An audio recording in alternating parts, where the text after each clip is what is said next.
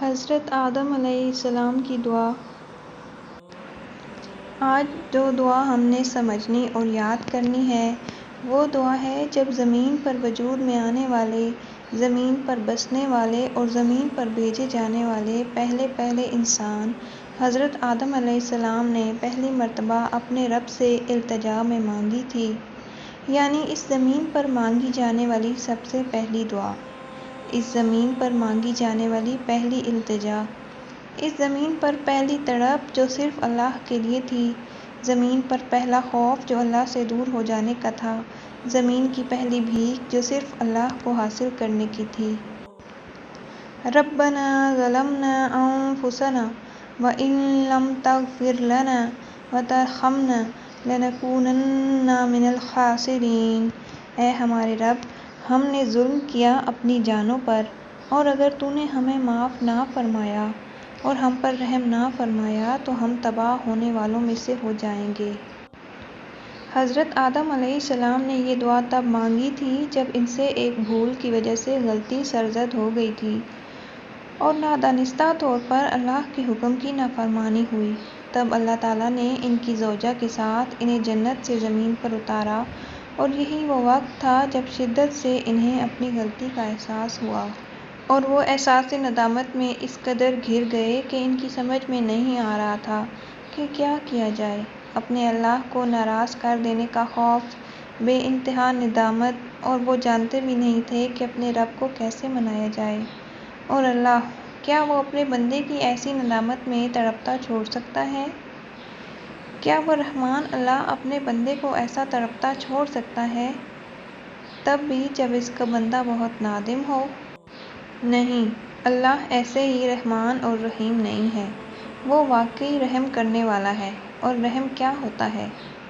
وہ جہاں بچہ اس دنیا میں آنے سے پہلے اور پیدائش سے پہلے پرورش پاتا ہے، جب وہ تنہا ہوتا ہے لیکن اس کے گرد ماں کے رحم کی ایسی باؤنڈری ہوتی ہے جو اسے ہر طرح کے نقصان سے بچاتی ہے اور کسی کو بھی نہ نظر آنے والے وجود کے لیے ہر طرح کے رزق کا بندوبست کرتی ہے، اس کی حفاظت کرتی ہے، اس کو ہر طرح کے خطروں سے اوجھل رکھتی ہے۔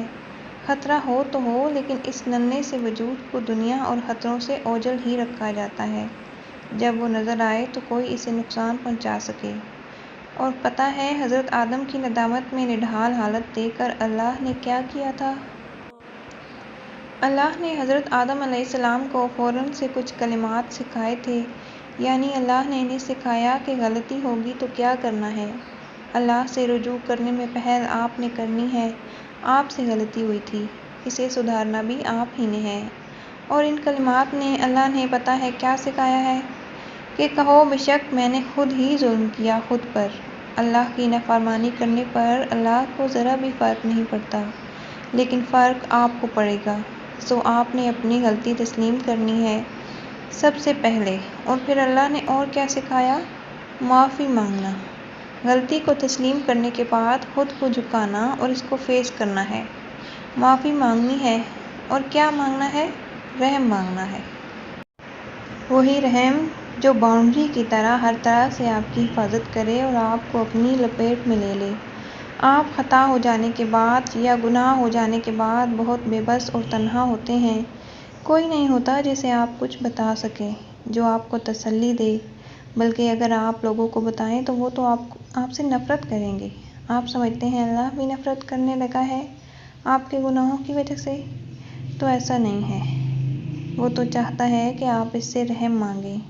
وہ جانتا ہے کہ آپ کو اس کے حصار کی ضرورت ہے، وہ جانتا ہے آپ کو ایک حفاظتی باؤنڈری کی ضرورت ہے جو آپ کو بچا لے۔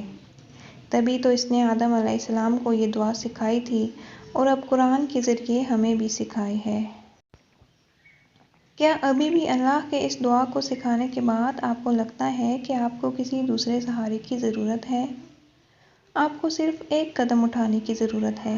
آپ کو ان کلمات کو اپنانے کی ضرورت ہے۔ یہ زمین کے پہلے انسان کے لیے جتنے ضروری تھے، لاکھوں کروڑوں سال بعد یہ آپ کے لیے بھی اتنے ہی ضروری ہیں۔ آپ کو جب کچھ بھی سمجھ نہ آئے کہ کیا مانگیں، جب گناہ کی ندامت انتہا کو پہنچ جائے، تب فوراً ان کلمات کو دہرا لیجیے، سو آپ کو انہیں مانگنے کا قدم اٹھانا ہے۔ اللہ تو آپ کو رحم عطا کرنے کے انتظار میں ہے۔ پھر بتائیے کہ کیا آپ نے یہ اتنی پیاری، اتنی رحیم دعا یاد کر لی ہے؟ اس دعا میں بھی آپ یہی تو کہہ رہے ہیں کہ اگر آپ کو اللہ کی معافی اور رحم نہ ملا تو آپ بہت بڑے خسارے میں پڑ جائیں گے۔